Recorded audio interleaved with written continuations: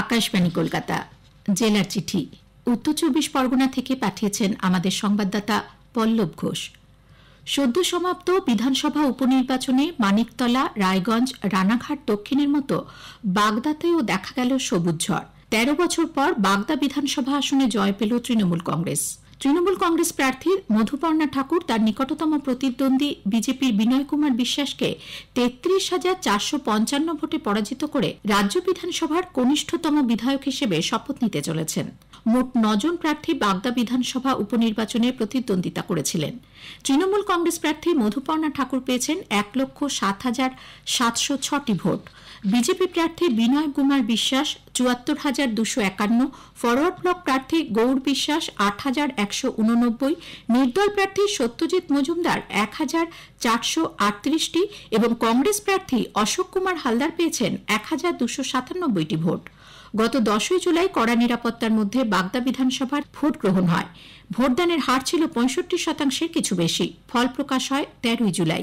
১৯৫৭ সালে ১০ই জুলাই ভারতে প্রথম কৃত্রিম মৎস্য প্রজনন করেছিলেন দুই বিজ্ঞানী, প্রফেসর আলী কুরি এবং ড হীরালাল চৌধুরী। সেই থেকে ভারত সরকারের তরফ থেকে এই দিনটিকে জাতীয় মৎস্য চাষী দিবস হিসেবে পালন করা হয়ে থাকে। গত ১০ই জুলাই ব্যারাকপুর কেন্দ্রীয় মৎস্য গবেষণা কেন্দ্রে আয়োজিত হল জাতীয় মৎস্য চাষী দিবস। অনুষ্ঠানে উপস্থিত ছিলেন রাজ্যের মৎস্যমন্ত্রী বিপ্লব রায়চৌধুরী, অরুণাচল প্রদেশের মৎস্যমন্ত্রী গ্যাব্রিয়েল ডি ওয়াংসু, কেন্দ্রীয় মৎস্য গবেষণা কেন্দ্রের অধিকর্তা ড বসন্ত কুমার দাস সহ একাধিক বিশিষ্ট ব্যক্তিবর্গ। সারা ভারত জুড়ে মৎস্য প্রজননে গুরুত্বপূর্ণ ভূমিকা পালন করেছে, তার মধ্যে ১২ জন মৎস্যচাষীকে সংবর্ধিত করা হয় এই অনুষ্ঠানে।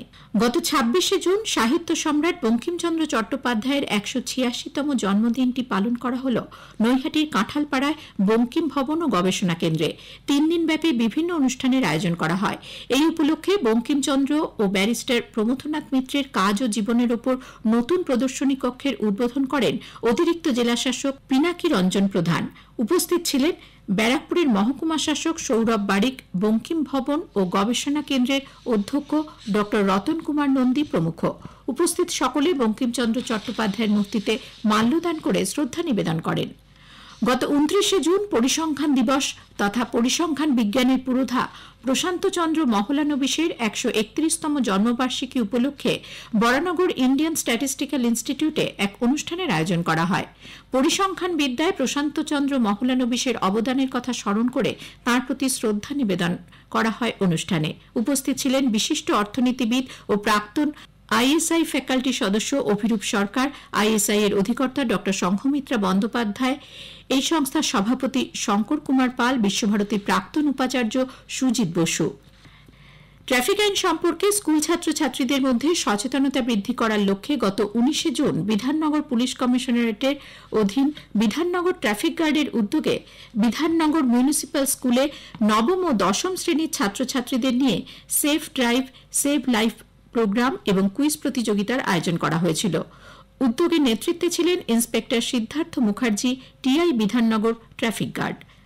সন্দেশখালী ১ নম্বর ব্লকের ল্যাম্পস প্রাঙ্গণে গত ৩০শে জুন রাজ্য সরকারের উদ্যোগে হুল দিবস উদযাপন করা হয়। অতিরিক্ত জেলা শাসক কোষাগার কাজল রায়, বসিরহাটের মহকুমা শাসক আশিস কুমার, সন্দেশখালী ১ নম্বর ব্লকের বিডিও সায়ন্তন সেন, সন্দেশখালীর বিধায়ক সুকুমার মাহাতো প্রমুখ অনুষ্ঠানে উপস্থিত ছিলেন।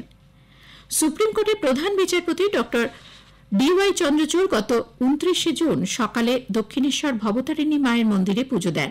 মন্দিরের কর্মকর্তা তথা অছি পরিষদের সদস্য কুশল চৌধুরী নিজে প্রধান বিচারপতিকে মন্দিরে নিয়ে যান এবং নিয়ম নিষ্ঠা ভরে পূজা করান। শাকসবজির দাম নিয়ন্ত্রণে রাখতে রাজ্য সরকারের নির্দেশে জেলার বিভিন্ন বাজারে জেলা প্রশাসনের আধিকারিকরা পরিদর্শন করছেন এবং দাম খতিয়ে দেখছেন। ইতিমধ্যে বাগুইয়াটি, ব্যারাকপুর ১ নম্বর ব্লকের পানপুর এবং মধ্যমগ্রাম বাজার, সল্টলেকের সিএ মার্কেট, বসিরহাট ২ নম্বর ব্লকের খোলাপাতা বাজারে জেলা প্রশাসনের তরফে অভিযান চালানো হয়েছে। জেলার চিঠি শেষ হল। উত্তর ২৪ পরগনা থেকে পাঠিয়েছেন আমাদের সংবাদদাতা পল্লব ঘোষ।